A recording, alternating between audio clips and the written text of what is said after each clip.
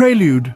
Today, I bring forth a tale shared by one of our subscribers, Adam King, an event that still haunts him in his nightmares. As the vessel for the storyteller, I present this account with a belief in its truth, leaving it to you, the audience, to discern its authenticity.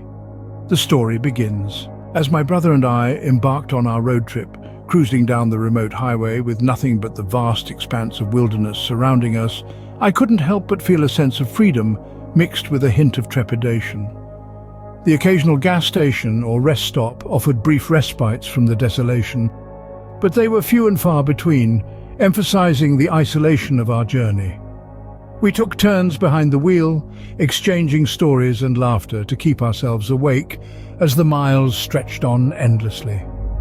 But as night began to cloak the landscape in darkness, fatigue crept upon us like a shadow, weighing heavy on our eyelids. Deciding it was unsafe to continue, we agreed to stop at the next rest stop we encountered. Spotting the sign indicating its presence, we took the exit ramp and drove into the deserted parking lot.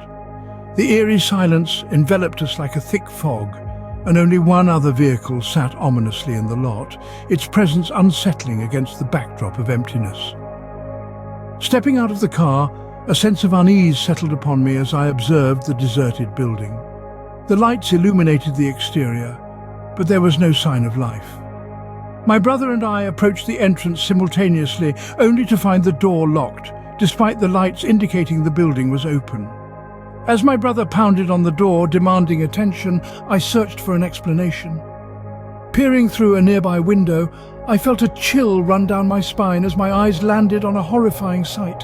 A vivid streak of crimson splattered across the back wall, glistening in the dim light. It took a moment for my brain to process what I was seeing. A trail of blood slowly trickling downwards. Panic clawed at my chest, and I motioned for my brother to come to the window, silently urging him to look.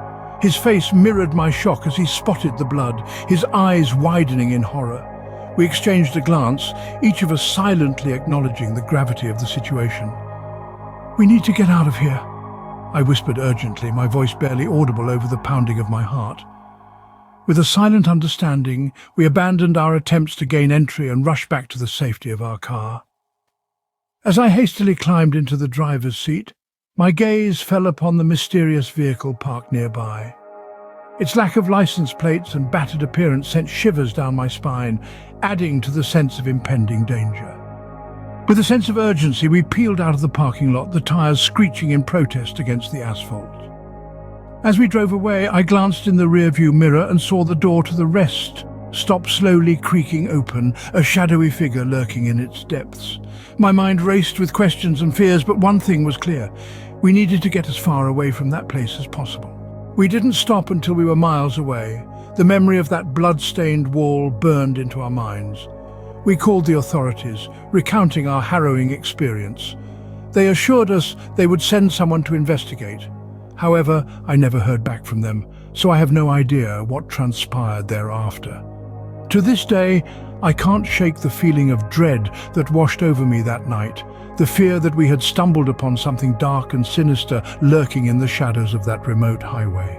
Though we may never know the truth of what happened at that desolate rest stop, the memory of that blood will haunt me forever. Thank you for watching aikdastaan, where every tale is a testament to the human spirit and every voice resonates with the truth as they perceive it.